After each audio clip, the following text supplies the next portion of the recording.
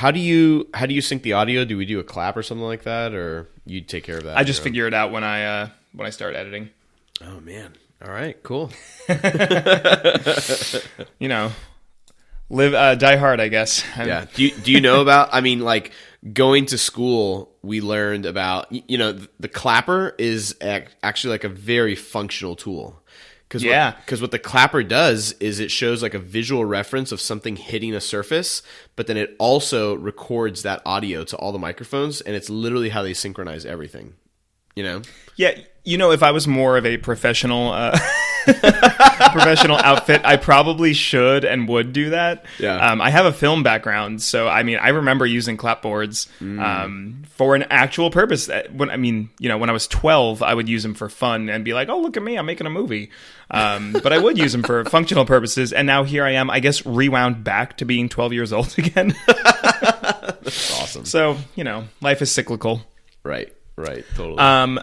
I'm not sure. Did you happen to listen to my episode of the show about the Dream Squad a couple weeks ago? I did, actually. Funny enough, that is the one that I chose to listen. I listened to one when you first launched the podcast, and then I listened to the Dream Squad one specifically because I actually didn't know that the Dream Squad ended. As crazy as that sounds, like I thought that you could still be walking around, somebody come grab you, and hey, you've won, a night at Cinderella's castle, So I knew that it had evolved in some way over time, but I didn't realize in 2008 that it just ended. So it was interesting to hear all that, If it was still going on, I would still be there. I would be, not as a cast member, I would be there as a guest trying to win stuff. Right. I would just be following lurking around the vested cast members. Like what is the threshold line, guys? Where do we Guys, come on. I know how this works. I did a whole show about it. Exactly. Well, the reason I bring it up, I'm not sure if you saw this. I texted you earlier about this, but Ryan, the guest that I had met when I was on Dream Squad, I told a story about him on the show. Go back and listen. I'll go find that episode and re-listen for listeners at home. But real great guy. I met this guest when I worked at Disney. Super cool. We had a great interaction with each other. We happened to meet up back again at Apple. I happened to be at Apple corporate campus, and he now works for Apple corporate. So I shot him an email the other day, I guess maybe right after we recorded the show. And I was just like, hey, dude, I mentioned you on my show, told, I have all my listeners about how we met and what have you. And he goes, oh, no way, that's awesome. I'll definitely take a listen. And then he goes, actually, come to think of it, when I went on those trips back in the day, I used to record binaural audio of all of my trips because I just really enjoy, re-listening to it all. And he goes, I think I have the audio of when you and I met. Really? What? That dude? So are you just serious? Walking around with a recorder, recording everything that happens? Yeah, and to be honest, I'm not sure if this is exactly why he does it, but I know Mike Newell, he used to run WDW or MouseNet Radio or something. Mike Newell, I'll put his site in the show notes. He used to run this radio site, and that's how he would get recordings. He would go with a binaural mic and go near speakers, and he would massage the audio, and he would just record the audio from the parks to get background music and things like that. So I'm not sure if that's why Ryan was doing it, but he's got he had one and he's got the audio.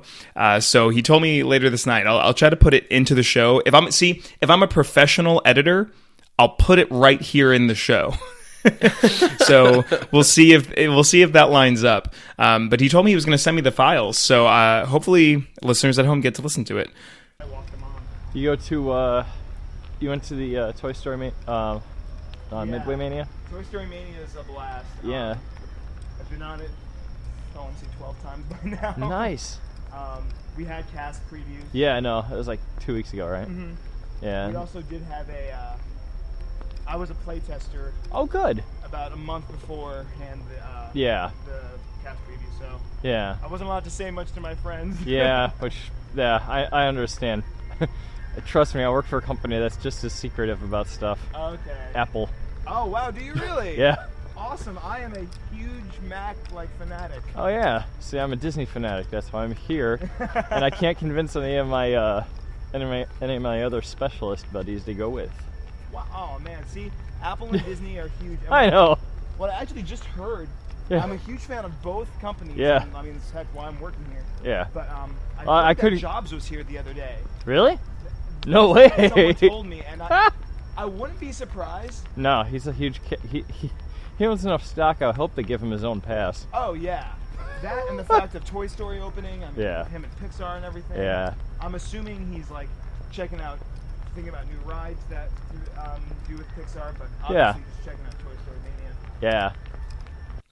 Pretty cool, huh? Yeah, that's awesome. I think it would be neat. What's cool is we take a lot of photos, we take a lot of videos, and I think we take a look at the visual component a ton. But it would be very interesting to listen to all that stuff without looking at the video and just try to appreciate the sounds, the sounds of what's happening. I think it could provide a totally different insight to what actually happened, Sure. And I mean, this is also coming from someone that, hosts a podcast that's only done through audio and not video, right? Right. Like, they are different experiences. I remember back in film school, I was in a film studies class, and there was this movie called Blue, and they played a clip from the movie, and the entire movie is a blue screen, like the whole frame of the film is blue. And there's audio happening just like any other movie.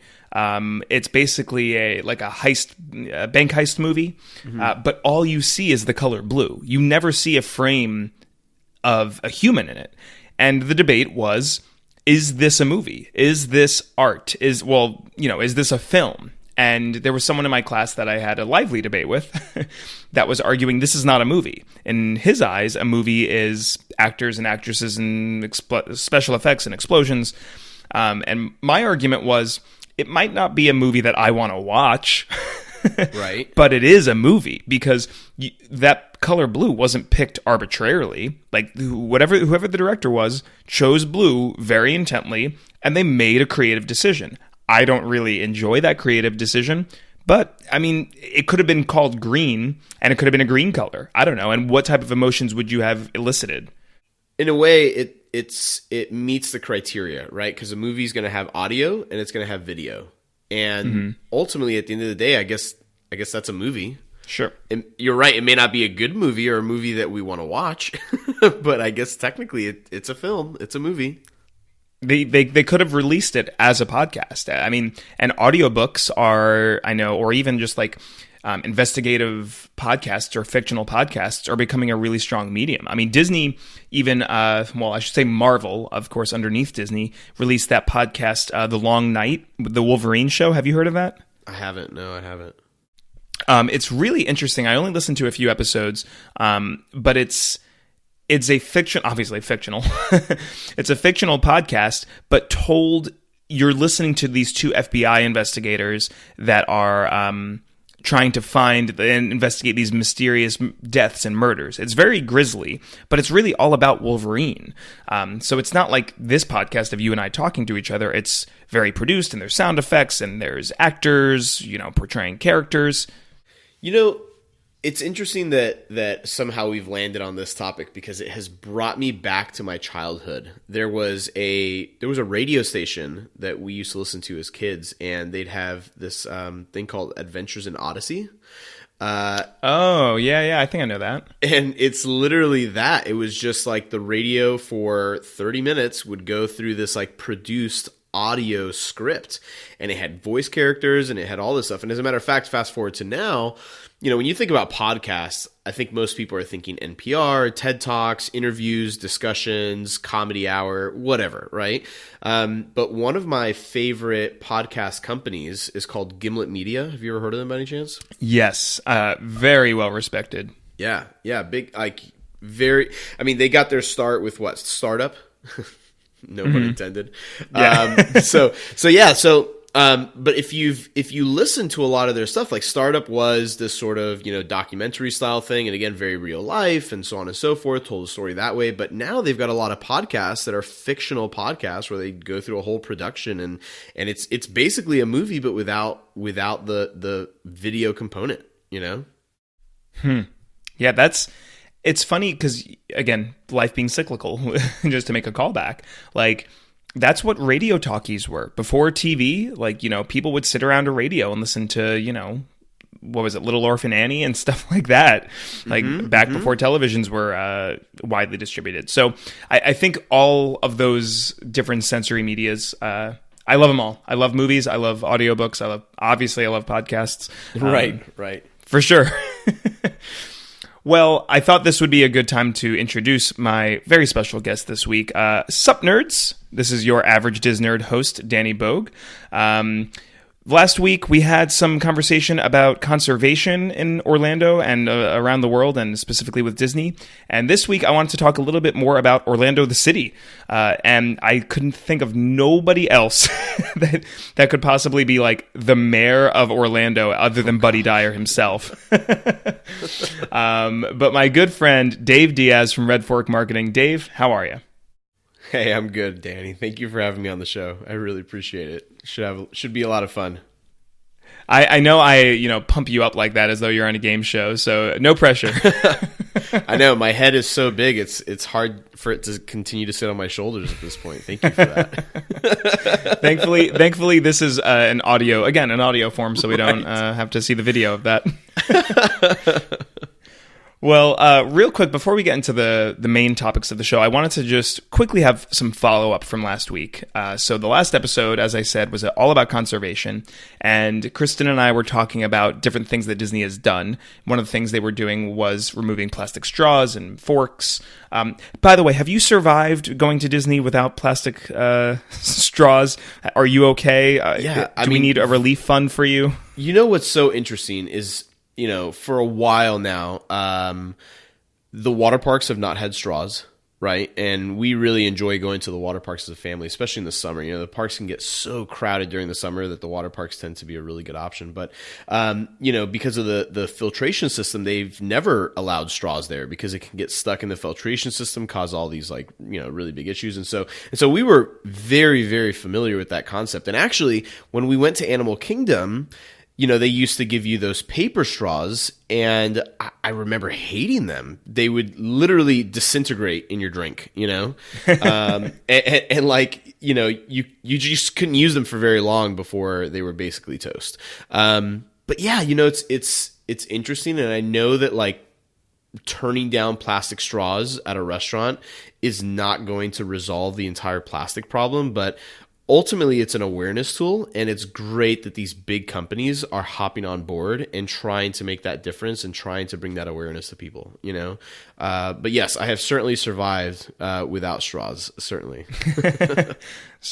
No, I totally agree. It is about a lot of small things that people can do, and obviously Disney being a large company, they're making a big effort in that, but hey, I think we can all collectively say, we're okay without the straws. And in that same vein, Disney just this past week, I'm not sure if you saw pictures of these, but Disney started releasing reusable tote bags. So if you buy something at a gift shop now, you're not going to get a plastic, one-time use bag. You can purchase for $1, one single dollar. Right. What's $1 at Disney at this point, right? Can you find anything of value for $1 at Disney? That's basically free. Yeah, exactly. In Disney terms, that's basically totally free. So for $1, you can get, or I guess free, you can get these bags that are actually really cool. They're themed to the different parks. So there's a generic Disney Parks bag, or I guess like a Walt Disney World bag. There's a Magic Kingdom, Animal Kingdom, Epcot, and Studios bag.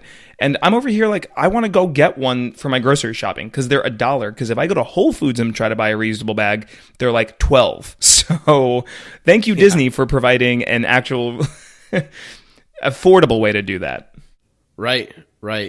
Yeah, to be perfectly honest, I didn't even really think about the fact that, those plastic bags, they are, there's so many of those that walk out of there. I would be so interested to know what the count of plastic bags are that would leave that place, not even in a full year, in a week, Oh, sure. In 1 week, if you take all the hotels, you take, all the different theme parks, you take all the different locations where they're sourced, because we're not even talking about just Disney property, right? We're also talking about all the Disney stores around the world, and I'm curious to know if the reusable bags are available there as well. Like I know at the airport, of course, there's an actual store there. Obviously, we have stores at like Florida Mall and some of the different malls around the U.S. I'd be interested to know, like on a weekly basis, how many of these plastic bags end up leaving the Walt Disney Company. You know. Well, I mean, last week Kristen brought up like it's a numbers game. Just think about how many, like on average, Magic Kingdom probably sees anywhere between 65,000 people a day on average, maybe a little bit more, a little bit less. That's one park. That is one park a day. A day. Right. The numbers are staggering. It's unbelievable. It really is. Well, and it's not that every single person is purchasing something at the parks, but I mean, there's many times that you see people walking around with more than one bag as well, So yeah, that adds up significantly. For sure. So let's before we start talking about like our main topic for the show, I wanted to talk a little bit about just some news that's been happening around the Disney World, Disney parks in general, I guess, but most topics are going to center around Walt Disney World. Just this past week, reservations have now opened for the new Disney's. Let me see if I can get the title right. Disney's Riviera Resort. I think that's the official title. I mean, maybe add a colon. Disney's Riviera Resort. The reservations are open. They are going to be opening in mid-December. Yeah, December 16th, I think, is December the official 16th. date, right? Yeah. Which, for those of you at home that might be keeping score, that's probably right around the time that Galaxy's Edge is opening. We assume, because Disney has said late fall for Galaxy's Edge, which I'm pretty sure they're just looking at winter solstice and saying, okay, what's the day before that? Can we swing it in the day before that? So the prices have gone up. And have you seen these prices? No, I have not seen the prices. Oh, Dave. Please don't tell me that. Do you know when Amanda and I bought annual passes, we were in college, and this was a big expense for us, right? We bought annual passes. At the time, they were $389. Okay, this is back in probably 2010.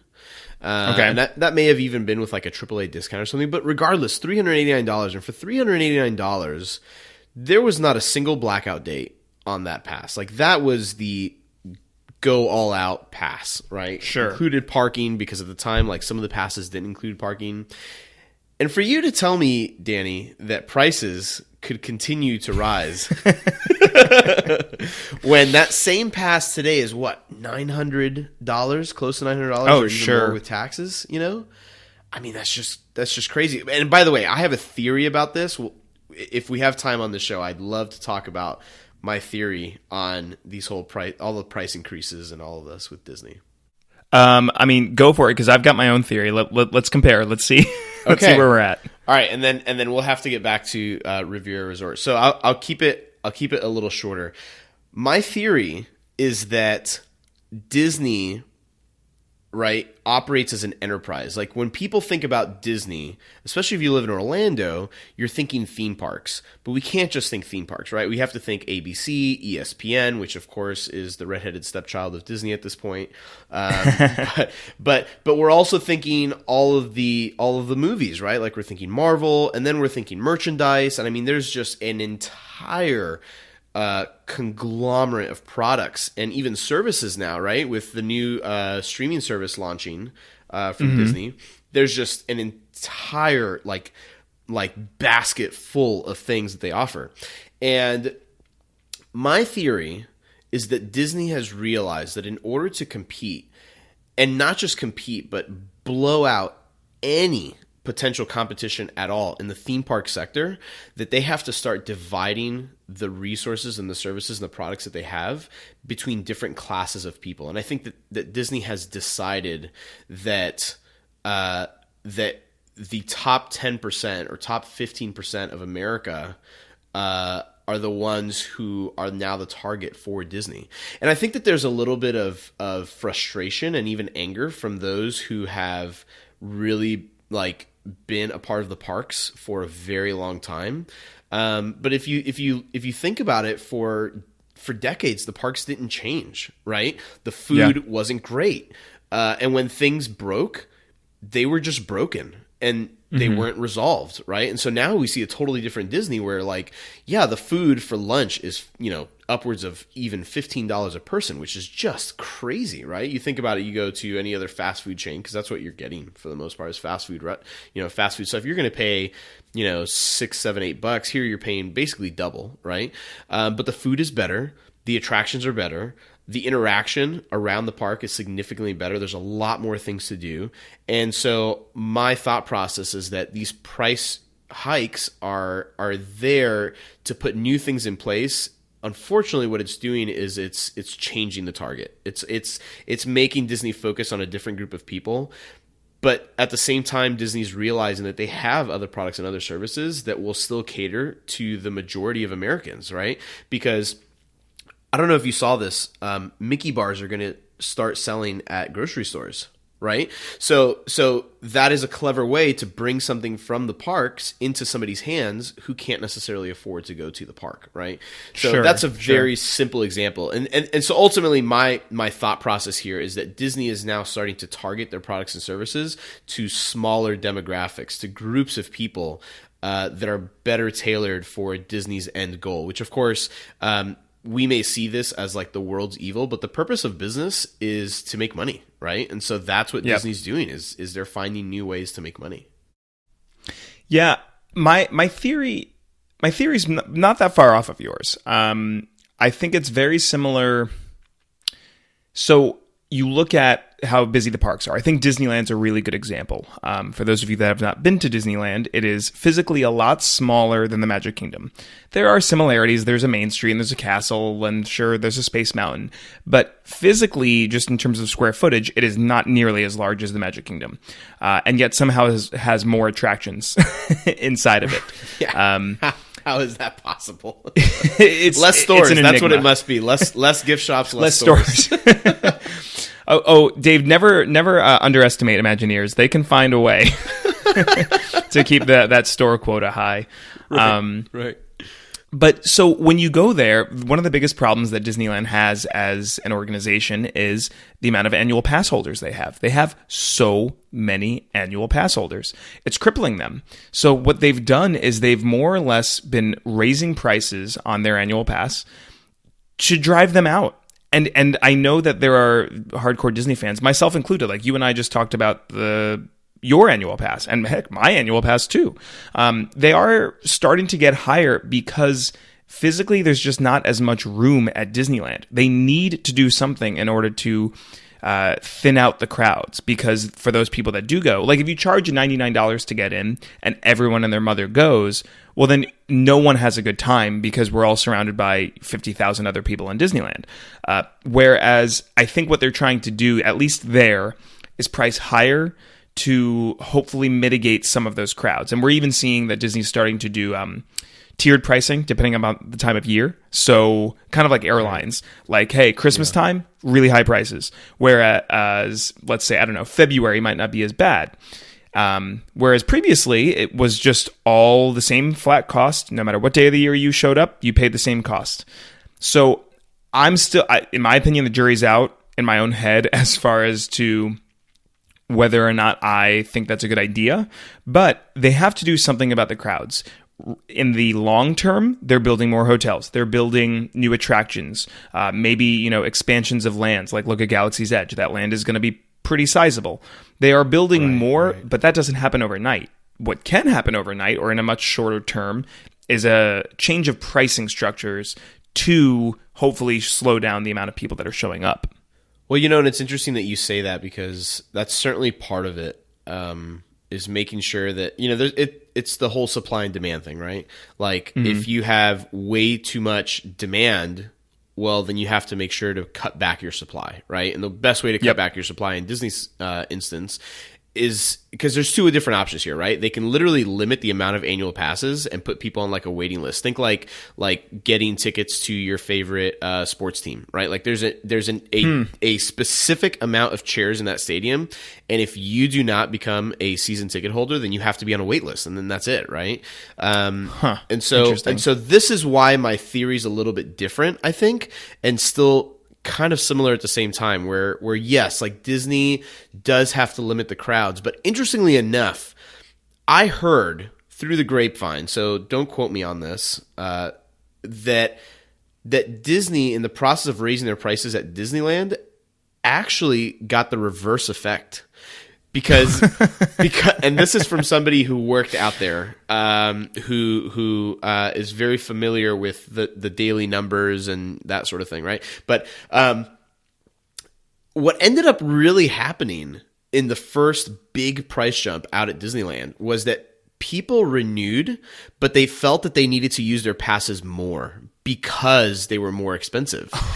So the opposite thing happened here, right? Like at the end of the day, Disney is not going to limit the amount of passes like they would for a sports team, right? So they're going to have to raise the prices, but they have to raise the prices to the point where people literally cannot afford them anymore. Because ultimately, again, what happened this past time was that people just started using it more often. And as a matter of fact, I think, I could be wrong, but I think last week or the week before they raised it again, like 25%. Oh, I may have missed. Oh no, I think you're right. I think I did hear that. Yeah, they raised them intense, again, but by 25%, which is a crazy jump. I mean, if you're used to paying $100 for something, $125, right? That's a big jump. But when you start increasing the price, I mean, now we're talking, what costs over here about. What's the gold pass over here? $749 or $649, something like that? Somewhere in that range, yeah. So the equivalent of that pass, which still has blockout dates during the holidays, right, is well over $1,000 now. Oh my god! Out in California. I'm sweating. Yeah. It's difficult, but again, I think it's twofold. I think Disney's trying to limit the crowds, which is very evident by their variable pricing throughout.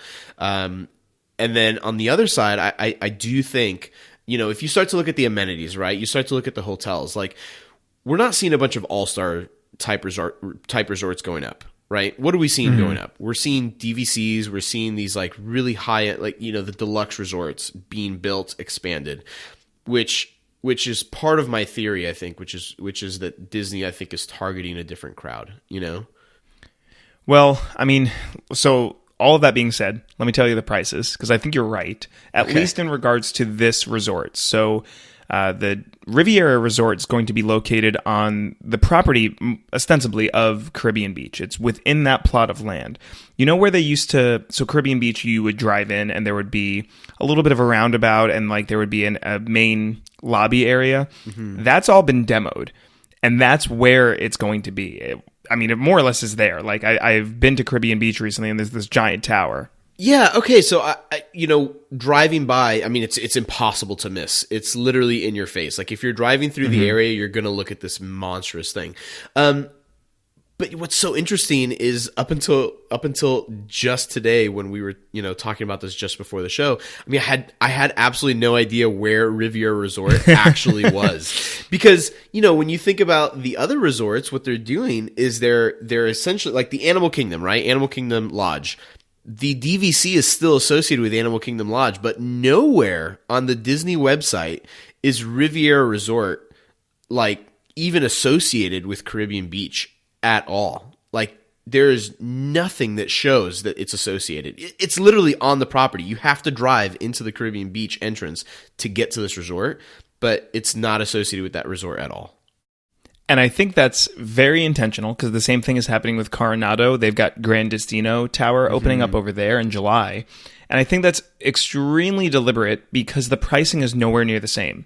When we all saw the announcement of this, I mean, myself and I know a bunch of people that I talked to all assumed that this was going to be $200 to $300 a night, because it's a moderate, maybe low $150, somewhere in that ballpark. Right.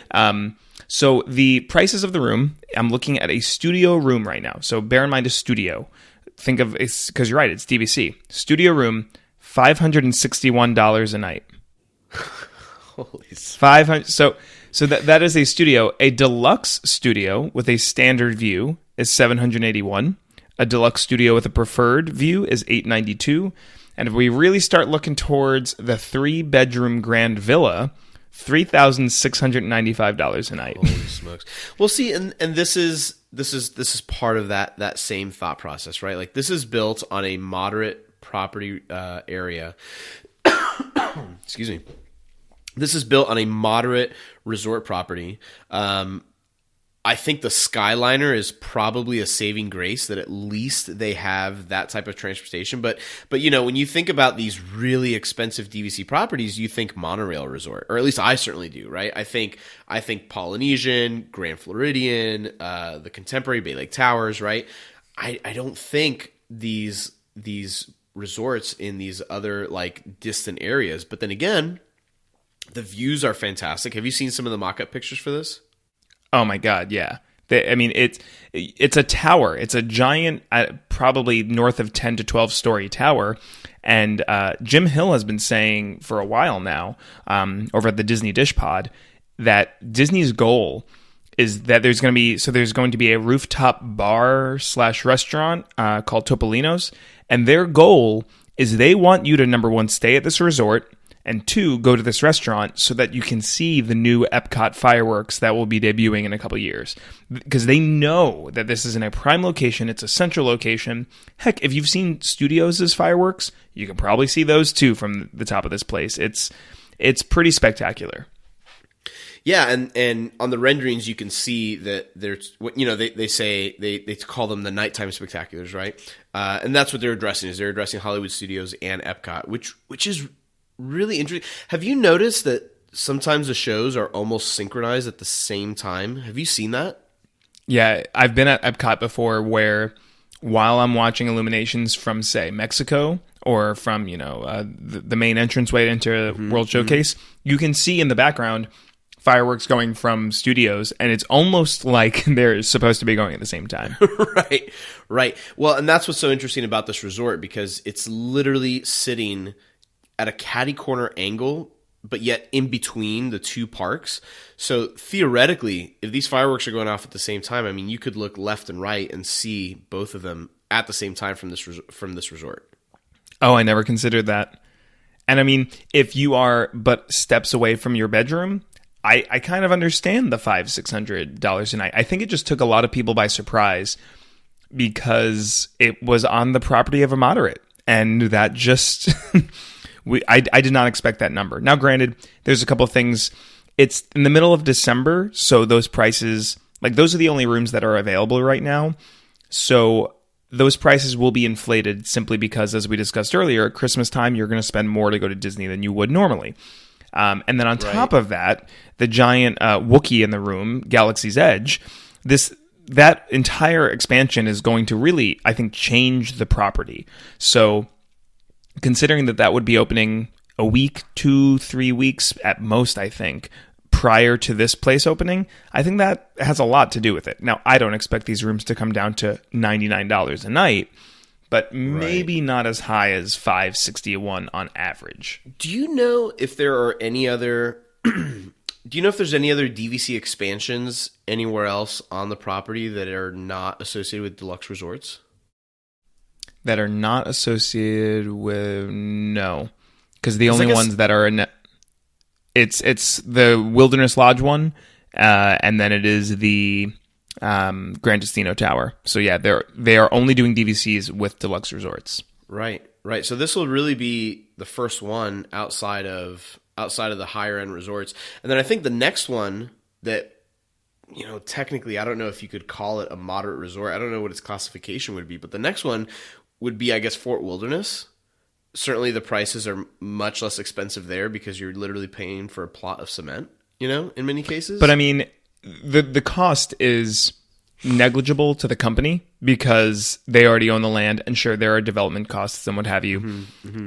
If you look at the render, I think that's what we have to look at. If there is another hotel announcement, let's say, and the park or the resort keeps expanding, look at the concept art. And if you look at it and go, sure, this might look maybe not as to my tastes, but it might look extravagant. Boom, you're looking north of $354 a night. Period. Yeah. Like, do you know where they're building the Fort Wilderness one? Is that over the old water park? Is that in that area? Yeah, it's over near River Country. Which the irony is bananas to think that, I mean, as of a year ago, that place was literally a swamp and that used to be a water park. Like, it's insane. But yeah, soon it will be what looks like a retirement home. It looks the most okay. I'll put some art in the show notes. It does not look that appealing. I haven't seen it yet. I'd be really interested to take a look. But you brought up the Skyliner. So I do think the Skyliner is a huge draw for any resort that is going to have it. And you look at Pop Century, a very popular resort, they will have it. Caribbean Beach will have it. And obviously the Epcot area resorts, Boardwalk, Beach Club will have access. But then Riviera will have it as well. They just started releasing some images and some details about the Skyliner. It's in testing mode. I'm not sure if you've been to property recently, but they've got gondolas up on this thing and it's moving. There's not a lot. It's in very early testing stages. But the first thing that I thought when I saw this is I went, hold on, you have gondolas in the air and it is January. And yet the projected time is September of this year. Look, this is not my area of expertise, but I look at that and go, they're up there. Do you need 10 months? Like, do you need that much time? You know, where I saw them operating or testing them was, have you seen the area across from where the Hollywood Studios exit used to be, where the Hess gas station is? Yes. There's sort of a turn there, and then it goes into Hollywood Studios. So that's where I saw them testing one of these gondolas, was like in that area there. And yeah, what are they called? Cabins? Skyliner. Or the Skyliner cabins. Sure, yeah. Yeah, cabins. Cabins. The cabins to me is such an interesting thing because, when you think about Walt's initial dream of the Walt Disney property, right? It's operated by a high-speed rail throughout the entire property, right? And we know that was completed from Transportation and Ticket Center to Magic Kingdom. We know that it was expanded to Epcot. We know that, of course, the exchange is there. But I always wondered if they would build an extension to some of these other areas. And I recently watched a video online that sort of explained the cost and why it just doesn't make any sense. And a lot of it came down to the fact that if you look at Walt's initial plan, it was literally a straight line, right? So, it went from the airport to this industrial park to the Epcot city, which is, to me, just the Epcot city, right? Yeah, the Epcot, the city, not Celebration, right? But like Epcot, and then went to the theme park, where like that would not be a very good system in the current Disney because everything is so spread out, and not just spread out, but you've got things to the left, to the right, and then top and bottom, and there really isn't a good way for a monorail system to navigate through all that. Right. And so it would just cost way too much, essentially. And it wouldn't even if they were to build it, it wouldn't provide for a good customer experience with the loading and unloading process. And so I think the Skyliner, I wonder, I would have loved to be a fly on the wall, and see how this came to fruition, because was it somebody who was like, guys, what do we do about the expansion of the monorail? Like how do we transport guests? Especially because if you think about all these resorts that they're building and the amount of additional space that they're adding to the parks, right? Because they're not just bulldozing old sections and rebuilding them. They're literally adding capacity to parks, right? So what does that mean? Like more crowded roads, more crowded areas. How do we get all of these buses and roads cleared, right? And I think the Skyliner is such a magnificent solution to that problem. I agree. I really honestly don't get, because I've seen a lot of resistance to it, to pull a Star Wars reference in, resistance to the Skyliner online. And there have been complaints of well, what's going to happen when there's a thunderstorm? Don't these people know that they're building in Orlando? And I'm like, yeah, of course they do. Do you think the powers that be don't realize where they're putting this? And they're like, oh, well, there's no air conditioning. How will people survive? First off, it's going to be like a 3-minute ride. It's going to be over pretty fast. Right. You're not traveling a long distance, and it's moving pretty quickly.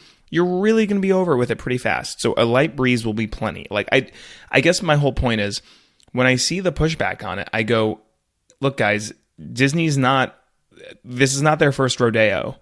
Like, right. They are not doing this. This is a significant investment. I don't think that this company would look at an investment like that and go, let's wing it. AC, we don't need it.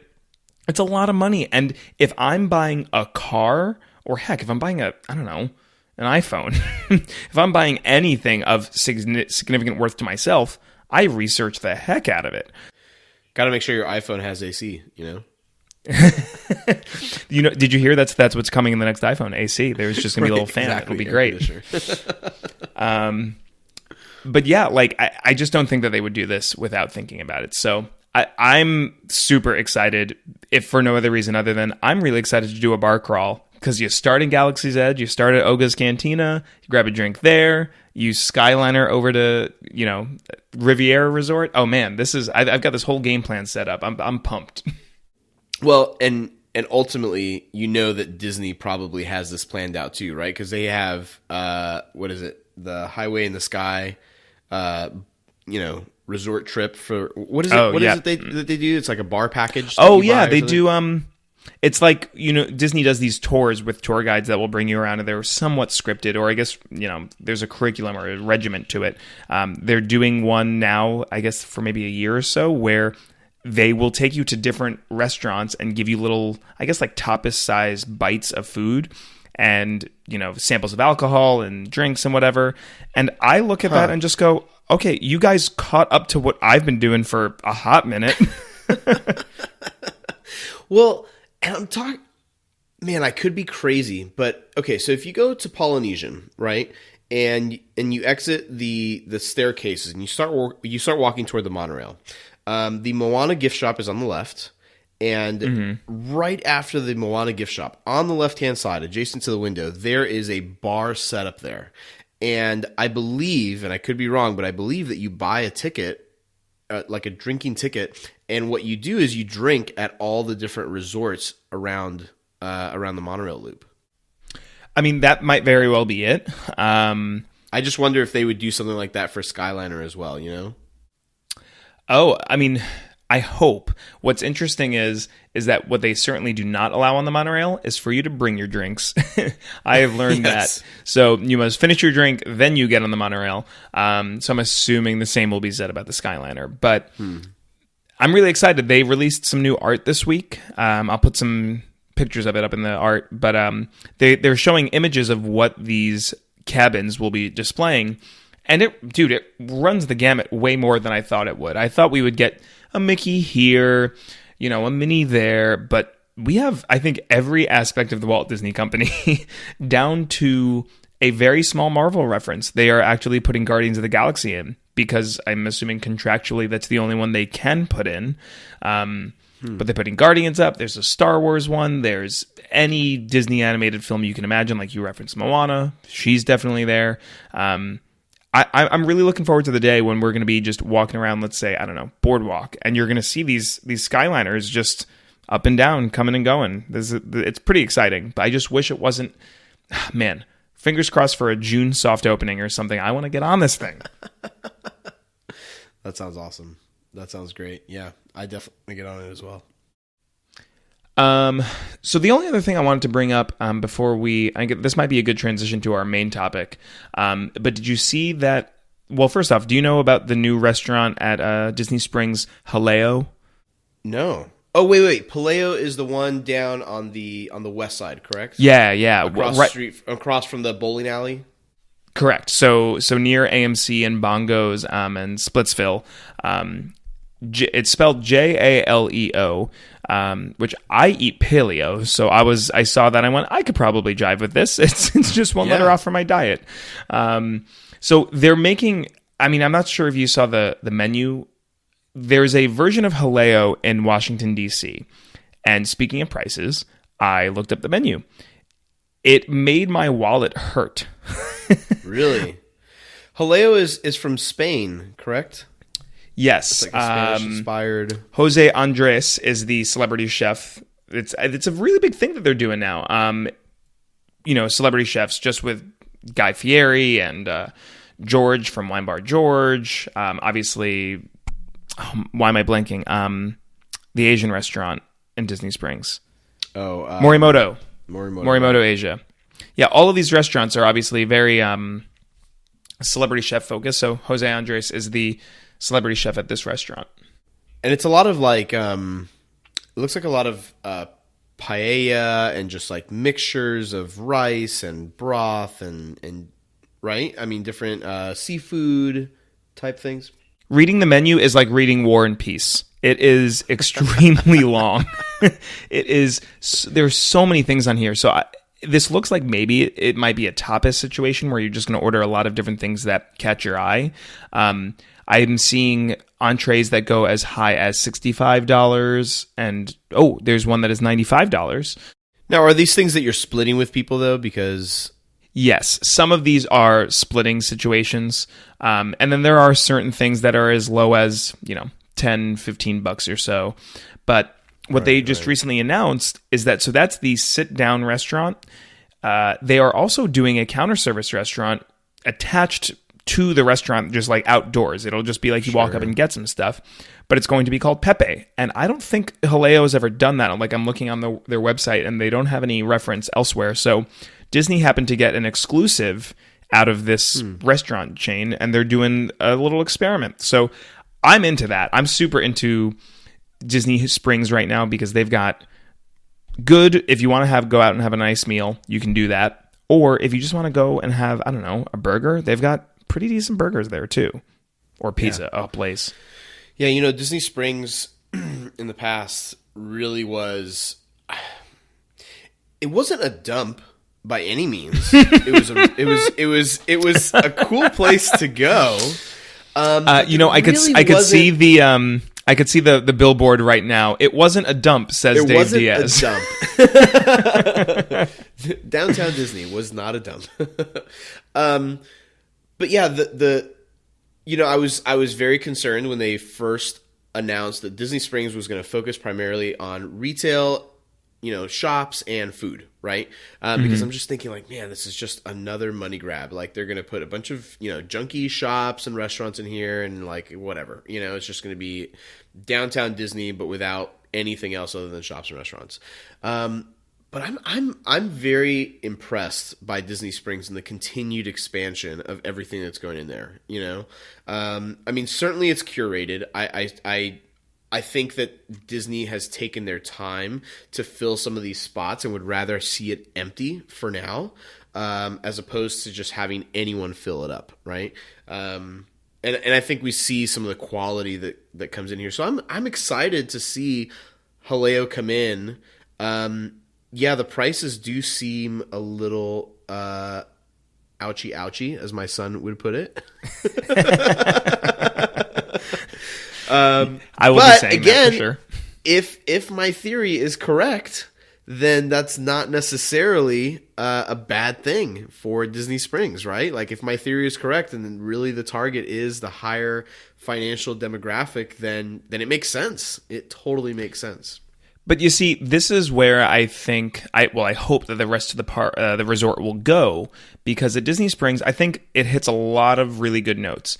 Again, you can have so I went with Caitlin. We went to Wine Bar George, which was, by the way, fantastic. 100% agreed. Have you met George by any chance? He's usually there. I have. Yeah. He is. It's funny. We went on opening night, and I had talked about it on the show with Chris, and I saw the guy's name tag, and I'm like, I stopped and I went, "Are you the George?" And he goes, "Yeah, that's me." I'm like, "Oh my gosh, this is so cool! You're here on opening day." But in my mind, I'm like, he'll be out of here in a week. He's still there. Yeah. He's still there. Almost every single time I go. And the people that are working there, I don't know if you know this, but a lot of them are family. So it's not just George, but George's family works the bar and works the kitchen and works various parts. Wow. That's not to say that they don't hire staff in general, sure. outside of the family. But yeah, this is probably the closest thing you'll find to a family business in Disney. In Disney, like the family is literally working the establishment. No, that's amazing. Well, honestly, for anyone that's coming into town, go to Wine Bar George. I cannot encourage you enough, even if it's just for a glass of wine. A quick appetizer or something. It's incredible. I love the food there. I love the drinks. And they do something that a lot of people don't do. And I don't know. I know that like you're not supposed to drink red wine this way, but they chill the red wine. All the red wine is chilled, and I love that. It's very good. I think it changes the flavor a little bit. I think it's more enjoyable. It's not to say that there's not a place for a sitting on the shelf bottle of red wine, but man, there's something totally different about the wine that they serve there, and the fact that they chill it. Plus, we live in a swamp town, as I always say. So, I mean, I will take anything cold. Almost always outside of the polar vortex inside of Orlando at the moment. right. So you referenced, just the fact that his whole family works there, which is really cool. And I think this is why I have you on the show. This is why I bring Dave Diaz to talk, because I think you've got a really interesting perspective. Without going into, a full biography, give the listeners kind of some perspective on what you currently do. Because, we met ages ago, but you currently work for RedFork Marketing. So give the listeners some context as to, I don't know, kind of why I think that you might be a good fit here. I have a passion, and the people that I work with now as well have the same passion. We have this passion to see business in Orlando grow. And specifically one of our big passion points is small and medium-sized business. And so you're probably thinking now, like, dude, wrong podcast, right? Like, Disney is nothing close to a small or medium-sized business, but this will all make sense in a little bit. So we have this passion around small and medium-sized businesses, and we believe that communities are empowered when there's this sort of symbiotic relationship where large corporations can't exist within the same area as a small and medium-sized business, right? And I think downtown Orlando and just even the suburbs of Orlando is exploding. I need to look up the actual numbers because I'd be really curious to see what it is now. But about 2 years ago, Orlando was one of the fastest growing cities for in the small business sector, right? So like if you looked at all of the cities around the United States, small businesses were being built faster here than they were anywhere else.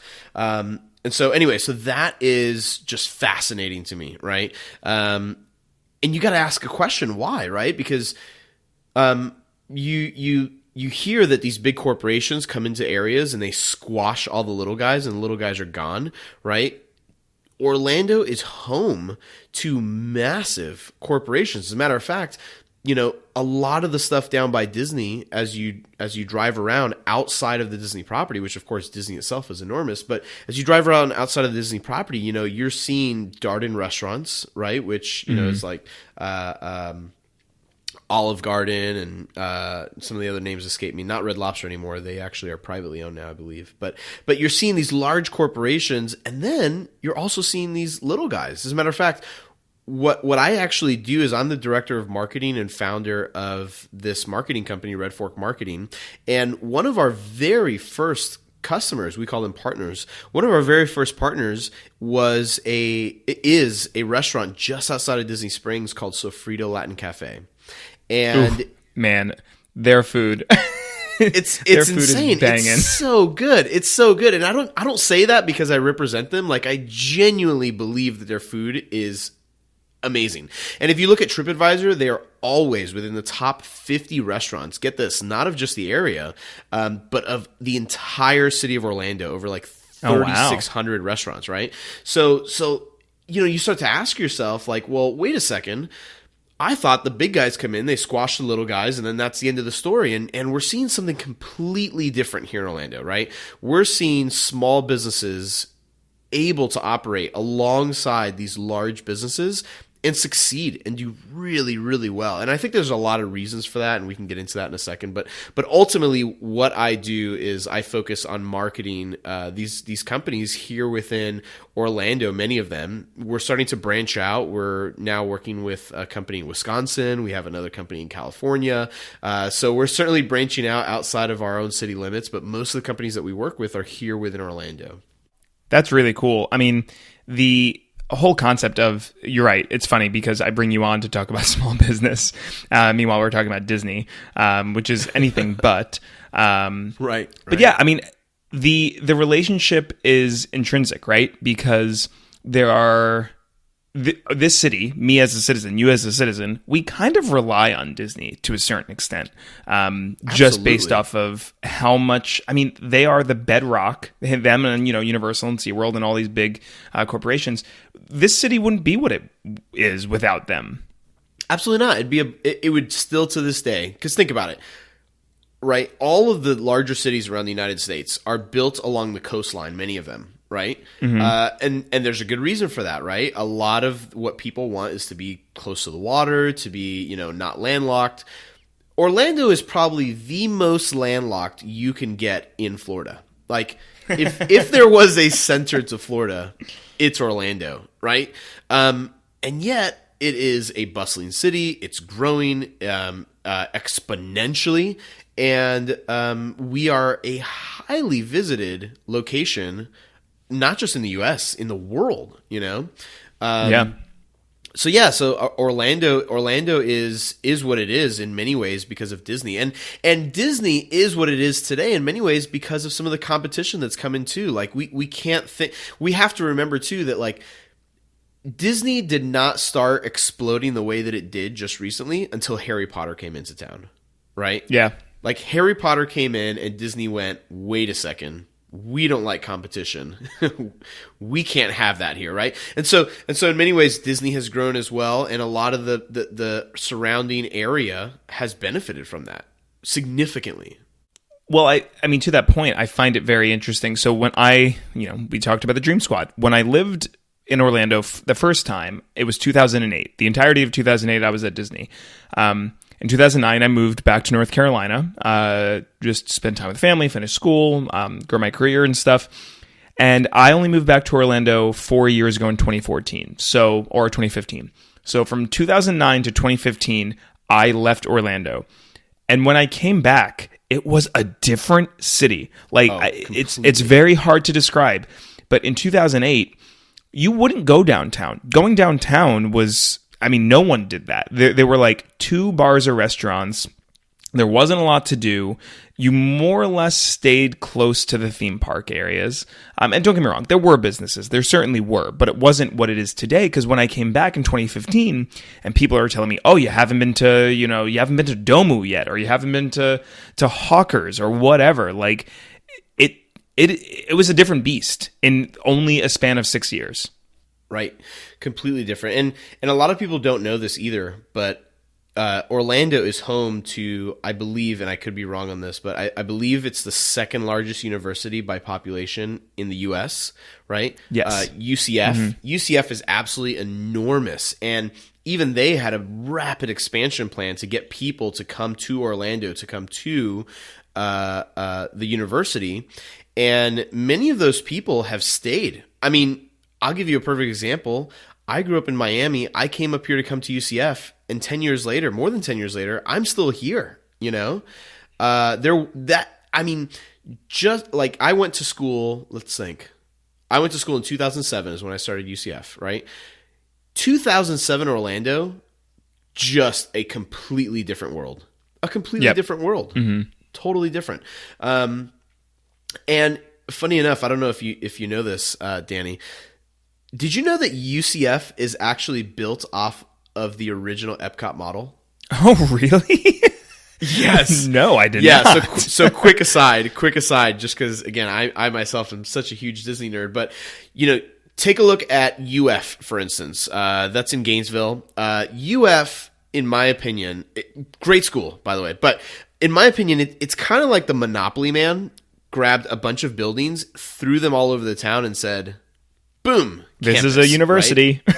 Yes, this is a university. To the point where there are university buildings within neighborhoods. Like, you could have class in one place, go through a neighborhood to get to your next class, right? I mean, it is literally scattered. And that's not an unusual thing for a lot of universities. Even if it is fully contained, there wasn't this like urban planning development that went into putting a university together.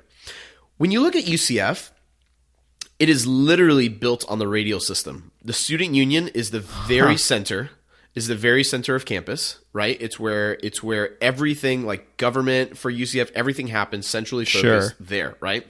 You've got a pedestrian circular walkway, which was a very big Disney idea, which was to have large walkway areas for pedestrians that did not have cars, right? And then you have an inner circle for cars to drive on and an outer circle for cars to drive on. It is literally a circular radial system built on the Epcot model. And this was actually planned when the university was first became UCF, because I believe it was like Florida Technical University or something first. But if you look at the plan for UCF back then and you look at it today, it's almost identical. Like the stadium is where it is today. There are apartment living on the outer skirts, right, where they are now. That's called towers. It's kind of a beautiful urban plan that was put together. And so this going back to Orlando, UCF has attracted literally a city's population. So the UCF population student body is, as of 2017, was 66,000 people. That's almost, I mean, that's basically what Disney employs. Right. I mean, think about how insane that is. The campus takes up an entire zip code, you know? Yeah. So you think about Disney, which is this monstrous location that requires a monstrous amount of employees, right? And then you think about UCF, which is another monstrous location in Orlando. And eventually that's the perfect recipe for this just incredible growth that we're seeing here in Orlando. You talked about Hawkers, Domu, you know, even these like quote unquote hipster markets that are popping up all over the place. I mean, I don't think anyone would have visited that back in 2007 or back in 2008 when you were initially here. I mean, do you think that would have grown in popularity at all back then? No. I mean, you know, because I'm from Raleigh, North Carolina, which is ostensibly a hipster town. And I saw some growth during those years when I was there, because I think as a culture, now that millennials, we are all growing up and, you know, getting jobs and have money, and we value experiences typically over things. I think that a lot of cities are seeing that growth in varying levels, but I have never seen the growth that this city has, right? Like, if you just look at various cities across the country, there are some cities that are growing very, very, very fast. Charlotte, North Carolina is another one that comes to mind. That's just huge nowadays. But still, I look at Charlotte and I look at Orlando and I go, dude, I don't know, man. Like, they're getting tight in that race. Right. Well, and you know, as you drive through downtown Orlando now, they've got, you know, widening of highways and everything going on. Do you know what's crazy? Do you know that there are over a dozen cranes in downtown right now? Over a dozen.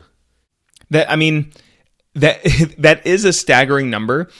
But I remember when Harry Potter, I guess maybe Diagon Alley was being built at Universal. A buddy of mine was telling me, and he would know this stuff. I don't want to give away his OPSEC. But he was telling me that one of the problems that Orlando was seeing was that Florida as a state could not provide the cranes and construction equipment necessary for both Disney and Universal for their expansions, as well as the city of Orlando's expansions. The amount of construction was just so high that they had to ship in cranes and construction equipment from Georgia. Because Florida, the state of Florida just ran out, and there were no other businesses that could supply the needs necessary. And that's just, I think it's emblematic of how much the city has grown. And what I think what's good about this is that I think Disney has not only recognized this, but I think that they're playing the right cards here. So there are some local businesses that are starting to now show up at Disney, which I'm a huge fan of. So, for example, Polite Pig is a restaurant over at Disney Springs, which comes from the family of restaurants that is known in Orlando. What were they? Ravenous Pig was the big one, right? So you've got Ravenous Pig, and then Cask and Larder, which is no longer at its original location. They actually moved to the airport, funny enough, and by the way, have more than doubled their revenue going out there, which is crazy. Wow. Right? Oh, yeah, by the way, for any listeners that are flying Southwest, if you come into Orlando or go out of, like, leaving back home to your home from Orlando, eat at Cask and Larder at the MCO International Airport. Right. That restaurant is incredible. Their wings, oh my gosh, their wings. It's remarkable. It's remarkable. And they actually, they brew their own beer as well, which I heard that they brew their own beer out there now. Using one of the warehouses at the airport, simply because it gave them a lot more volume, a lot more space to do it than they had at their old restaurant. So I hear that that's one of the reasons why their revenue. Yeah. Anyway, and actually, another side note: if you go to Polite Pig, the beer served at Polite Pig is Cask and Larder beer as well. That's really cool. The brewery. Yeah. So yeah, it's interesting that you talk about this because you're right. You know, we do see the big companies at Disney, right? Like famously, Starbucks has taken over literally every theme park, right? But at the same time, you know, you see a lot of these small businesses popping up at Disney Springs especially, and Polite Pig is one of 3 restaurants owned by this family. It is a wife and husband, which, funny enough, the way that they do it is the wife owns Ravenous Pig, the husband owns Cask and Larder, and then I believe that this is like a brother or an uncle or somehow related that owns Polite Pig, right? So they all kind of run their own restaurant, interestingly That enough. is so cool. Yeah. And then now I believe that Polite Pig is doing as well a some sort of partnership with Gideon's. Is that right? Yes. The cookies that have stolen my heart. Honestly, it's like Gideon's to me is like the American dream, like the epitome of pick yourself up and just start like growing a small business. It's bananas to me. But Gideon's is a bake shop in Orlando that makes incredible all sorts of baked goods like cakes and cookies and what have you. My favorite are their cookies, and I think they're known for their cookies. But yeah, they did a partnership with Polite Pig where fresh baked daily, a certain amount of the cookies from Gideon's in downtown Orlando will go to the Polite Pig. And then when the Polite Pig runs out, they run out, much like, you know, most of these local businesses that run this way. When they run out of food, that's it. We're done for the day up until tomorrow. So you're going to Disney World that is known for mass producing food and potentially sometimes even degrading quality to do so. Gideon says, we're going to give Polite Pig X amount of cookies, and when they sell out, they do. And if you happen to be at Disney Springs, go there and get a cookie. You might have to share it with a friend or two because they're huge. Right. But it's such a cool concept to see the marriage not only between Disney and one small business, but in that particular scenario, the marriage between Disney, one local small business, or I guess medium business, larger business, and then, you know, a local bake shop. It's fantastic, and it's all right there. Yeah, and this local bake shop is really cool because they got popular at East End Market, which is a indoor market where there's a few little restaurants. There's like a bar. There's a bread maker. There's a bakery. There's a company selling plants as well, right? So it's sort of this like hipster little place. And Gideon's was known for. I hope I make you guys salivate right now. So Gideon's was known for their cookies, and I know this sounds like so crazy, but the cookies are half a pound. Like, these things are monstrous. And like, let's say you buy just like a classic chocolate chip cookie. it is hard to see the dough. Like, that's how many chocolate chips are across this thing. Yeah. Like it screams America more than almost any other food I've ever seen, right? But you know what's funny about that? So quick, we have all these asides. Quick aside about that. Interesting story. A friend of mine brought me some cookies from Gideon's one time, and she was telling me, so there was a cookies and cream cookie, like had a bunch of Oreos in it, and then the classic chocolate chip cookie. And she was telling me, she was talking to the owner, who had kind of lamented the cookies and cream cookie because he wasn't happy with how much sugar content there was in that cookie. And the only reason the sugar content was so high was because of the Oreos. His normal cookies, the normal cookies you get at Gideon's, don't get me wrong, they're the size of your face. But in terms of sugar content per ounce, they're really not that high. You look at them and think, oh, I'm going to get diabetes by eating this. By eating it, by looking at it, you know? True, by looking at it. Yeah. But in all reality, they aren't overly sweet. Like, we make the joke about being American, but they're not terribly sweet. Like, they are fantastic. So real quick, I just wanted to tell you that. Yeah, no worries. So Gideon's, by the way, has a pretty cool little backstory. Do you know why they're called Gideon's? Are you familiar with the story? I actually don't, no.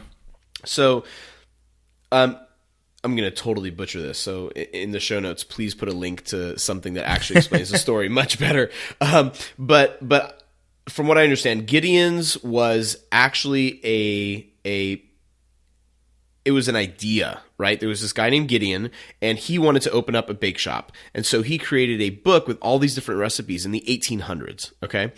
Which is why on their bags, if you look, it has an 1800s date. Like Gideon's has not been in operation since the 1800s, but these recipes are in this book. And the reason why it's called Gideon's is because it's in honor of this guy. Somebody found that book. The bakery actually never opened. It like Gideon's never became a thing. So all of these recipes were like home baked, and they to this day follow those recipes to make all of the stuff that Gideon sells. And again, the name comes from Gideon, who never in fact got to open up his own bakery. But these are the cool stories that we hear here in Orlando, of all places, right? Like, this isn't Boston. This isn't New York City. Heck, it's not even Asheville, which is known for this like hipster, beer vibe, right? It's Orlando. It's the home of theme parks, right? Like, that's what people think about. That's the first thing that comes to mind is Mickey Mouse. But then you see these really cool companies coming together, and again, they're coexisting right alongside these monsters, these Goliaths, if you will, right? In perfect harmony. And many of them are working together, which is why we're seeing Gideon's finally, a company like that making its way out to Disney Springs, where they're operating literally a bakery that's probably 7 feet wide at East End Market, if that, right? Ending up as well down at Disney Springs in a partnership with Polite Pig, which again is also a small business here within Orlando, right? And this is kind of one of the things that I wanted to hit on is there's a book called Town Inc. And the entire principle of this book is find your purpose, right? Like, for instance, Nashville's purpose is music. People know that Nashville is music, right? People know that Orlando is theme parks. People know that Miami is beaches and cruises and, partying and whatever, right? Like there's these cities that have these identities. And those identities, many times when they come to fruition, they fuel the economy and they allow that city to grow. And the reason this book was written was for these little tiny towns that just could not figure out how to make their economy grow. Well, something really interesting has taken place here in Orlando, which is I think that there's a lot of people that just don't like the idea of Orlando being known as this theme park place. Like, they don't go to the parks. They speak sometimes even poorly about the parks, right? But I think what we need to realize is that, like, yes, that has become Orlando's identity. And while a lot of people are trying to sort of reframe that, especially for the locals who live here, in a way, it's because of Disney and it's because of Universal Studios and it's because of a lot of these bigger companies that the little companies are even able to exist in the first place and even able to operate the way that we do. Like the people who are here probably wouldn't be here had it not been for these large establishments like UCF and Disney. Again, even myself, I'm here because I went to UCF, this monstrous school, So all that to say, like, we have found we've been tagged as the theme park capital I do think that there is a little bit of shifting and changing. As a matter of fact, like my family came into town last weekend, and I finally brought them around downtown Orlando. Like brought them to the farmers market. We went to East End Market. Actually went to Domu, which was great, right? And it was so interesting because, funny enough, like my sister goes, "This is not at all what I expected." Like to me, Orlando now is just so different from like she has been here countless times, but always to Disney, and now has come to Orlando and has realized that this really, like, the city does have its own identity in a way outside of the theme parks. So what I'm really interested to see as a marketer, right? And there, I'm going to make a little side note because there's a reason why I think these small businesses are really working alongside these big companies. But what I would really be interested to see is I would love to look into the future and see what Orlando grows up to be.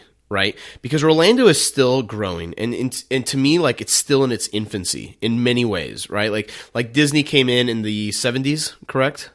Built 60s, opened 71. Yeah, so opened 71, so it's been, what, 50 years-ish? Mm-hmm. If I'm doing the math almost. right? We're getting there. Almost. Yeah, we're getting there. So it's been almost 50 years, and in many ways, Orlando really hasn't started to grow the way that we're seeing it, I mean, until the last, 10 years, like we said, 10, right? 10 years, probably, yeah. Yeah. And so the reason why I think some of that is happening, one of the big things, funny enough, that has allowed a restaurant like Sofrito Latin Cafe that is literally in between an IHOP, a Qdoba, and some gift shop, some gift shop, or like a exactly, hotel, literally, right, like right across the street. The reason why they have survived is, funny enough, because of digital marketing. Like, digital marketing has allowed this small business to stand out, and it relies on reviewers. It relies on people hopping on Yelp, hopping on TripAdvisor, hopping on Google, and leaving what they think. Because as people travel nowadays, like, they're not their first stop is not a AAA location with a travel agent to try to figure out all the different places they're going. What they're doing is they're looking online, and so these little companies who never stood a chance against the big guys are now thriving without issues, without problems. And many times, these locations are getting way better, first of all, but even more importantly, significantly more reviews and more recognition from people who are surprised by the service that these little guys deliver. And so that to me is fascinating. And a lot of what we do is focus on some of that digital marketing, take advantage of that to make sure that people are seeing that, whether they're locals or whether they're traveling from, outside of even the United States. We're relying on those platforms to allow these businesses to work side by side so that when somebody decides to spend a lot of money at Disney, they can also decide to spend a lot of money at, one of these other places that we're marketing. Yeah, I mean, I think if you look at Disney as well, I mean, to your point of, Sofrito, for example, relying upon digital, Disney is learning that too. I think digital marketing, either professionally or just naturally and organically through the nature of Twitter and Facebook and Instagram and so on and so forth, that is truly what's driving business. I mean, look at Disney; they're putting out. Just today, they put out donut mini ears, like they're little mini ears that have donuts for the ears. That's awesome. And the sole reason, I know, right? The sole reason they did it is because it's Instagrammable, and it is a way for you to take pictures with your stuff and then promote their products more, and it works. And I think in that case, it's really symbiotic because hey, there are plenty of people that love good mini ears or Mickey ears or whatever. Yeah, it's interesting you say that because I think the Purple Wall is probably one of the best examples of how Disney has leveraged digital marketing, right? Mm-hmm. Even within their own establishment. And for those who don't know about the Purple Wall, it's a wall right at the entrance of Tomorrowland on the south side. And it's funny enough, like Disney didn't plan this, but people started taking pictures in front of that wall just because the color was very appealing and it sort of caught on. And now when you walk into stores, I mean, Disney literally has Purple Wall merchandise. Have you seen that? Yeah. Oh yeah. And it sells. Yeah, it definitely sells. Incredibly. Absolutely. it goes to show that they are paying attention to this stuff, because the purple wall was an organic thing. It was young people that realized some basic rules of photography, that contrast matters. And that if I want a profile pic for my Instagram or whatever, I need contrast. And you know where I can find good contrast and also enjoy Disney and, show that I love Disney? A wall with a solid color purple. It works so well, and Disney noticed and they capitalized on it. And honestly, good on you. Yeah. The kids moved on to something else, and then there was, the bubblegum wall at Epcot. They started realizing that that's a wall, and then the kids started doing that, and then Disney caught on to that as well. So I think that digital marketing is definitely a big push forward. Now, if I were to give a moral to the story for listeners at home, okay, let's hear it. We keep talking about this relationship between Orlando and Disney back and forth, a Goliath and then, these smaller Davids, if you will. You look at Disney, so you bring up Orlando people, Orlando citizens that sometimes I have seen, I talk to friends and they know that I run a Disney podcast and they're like, oh, I hate Disney. I never go. It's terrible, so on and so forth. My response to them is usually, when was the last time you gave it a shot? When was the last time you went? You want to go with me? Let's go as friends. Let's go hang. Let's go see what you love. For example, hey, you like Cask and Larder? Have you heard of Polite Pig? Let's go to that new restaurant that Orlando opened at Disney. Hey, you like Gideon's? Let's go. Or for another example, do you like Four Rivers Barbecue? They opened up a new taco truck concept, which is not the same thing that you've had in Orlando. It's not the same barbecue. So for those of you that don't know, Four Rivers is a barbecue location in Orlando, and they're huge. Like they started very small and they've been expanding quite a bit, but they're kind of an Orlando staple. But what Disney did instead is they said, or I'm not sure who said what, but like Four Rivers is now at Disney Springs, but not at just another location of their existing locations.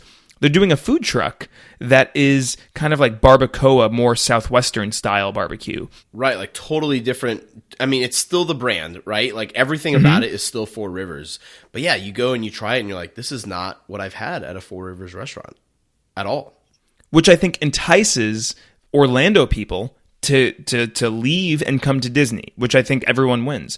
But the real moral of the story here is, if I can reverse it for a moment, just as much as I'm going to say, hey, Orlando people, you guys should come to Disney and give it another shot, even though that you're sick of the popularity.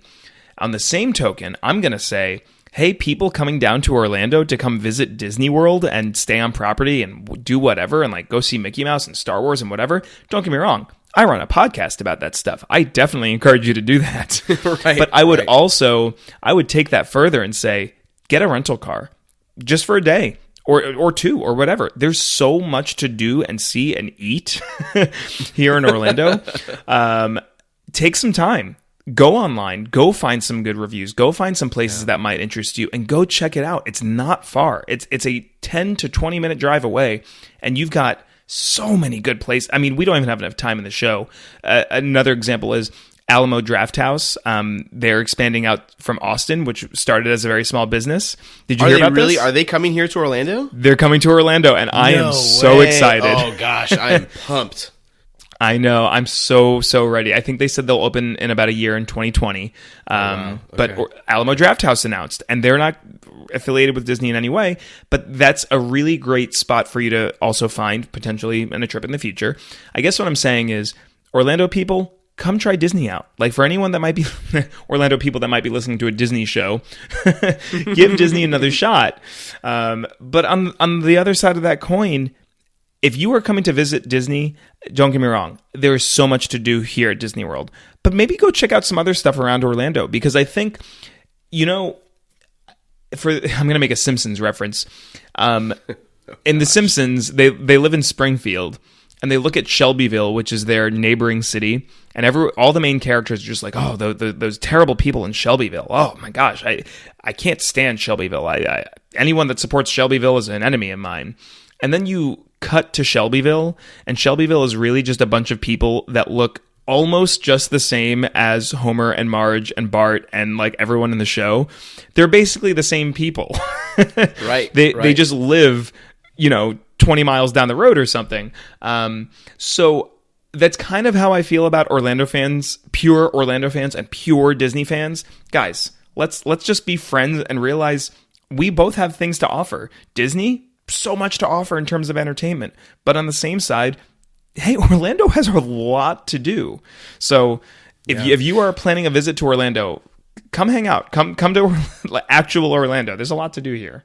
Yeah, take a walk even around, Lake Eola. Like Lake Eola is beautiful. It's just like it's a very relaxing place to be in. If you're there on a Sunday, you've got the farmers market, which is nice, right? But here's the other point I would love to hit on as well is, with everything, just because something is good doesn't mean you have to like it. Right. There's sort of this two scale system, right? You have to ask yourself, like, is something of good quality? A, and B, do I like it? And those two things have different answers, right? Just because you don't like something doesn't mean that it's bad. And I think that is a very big misconception, right? That's a way that a lot of people are not necessarily thinking. And so the reason why I think people should be thinking that way from the business sense, the economic sense especially, which of course like myself and a lot of the people here within our company pay attention to, there's a very good chance that the Orlando that you love to tell people about, the Orlando that you believe stands on top of the other things that there are to do within the surrounding environments, there's a good chance that the place that you're standing in would be an orange grove without Disney. Right? There's a good chance that what you love about Orlando literally would not exist. So just because you don't like something, in this case, let's say you don't like Disney, I think it's important to have an appreciation for what Disney ultimately brings to our city. And Disney brings a lot of economic value and a lot of trust within a city of Orlando, which again is completely landlocked and has no other reason to be trusted, right? Like our city has validation and value because of this massive organization. And again, these small businesses continue to exist, continue to thrive, continue to grow and explode in many ways because of the validation that our city has gotten because of that, Absolutely. And, this very kumbaya, huggy moment, I think is probably a really good place to wrap up. Sweet. Awesome. Let's all be friends. Let's all agree that we both have things to offer. Dave, this has been a blast. I mean, we've been talking for an hour and a half, and it's felt like 20 minutes. So, oh gosh, that's so crazy. I can't even believe that. I know. So, thank you so much for being on the show. What do you got going on? Do you have anything big in Orlando, Mr. Mayor? Mr. Mayor. Oh gosh. At the moment, there's nothing that we are like actively involved in that I would want to be talking about necessarily, but I will say this. RedFork Marketing, I'm going to give a shameless plug here. RedFork Marketing really loves to be a part of the community as much as possible, right? And so we find a lot of opportunities to be part of other people's events and help them with the marketing, help them put on a good show. And so I would say, like, if there's anybody in Orlando that is doing anything really cool, for no other reason than just we love to see Orlando have cool things and grow, we would love to know if we could be a part of it, right? We would love to know if there's something that we could do to help at all, to bring community closer together. Because at the end of the day, like that is what business does, right? Business brings people together. And so we would love to be a part of something like that if you or somebody that is putting on something here in Orlando. Awesome. That's fantastic. Yeah, you guys have done some really great work. I mean, heck, we even just referenced the Frito Latin Cafe. I went to an event there that you had marketed, and now I get to eat their fabulous food, which I love that place so much. I'll have to let Maria, the owner, know that she came up in this podcast. I'm sure she'll really enjoy that. Definitely.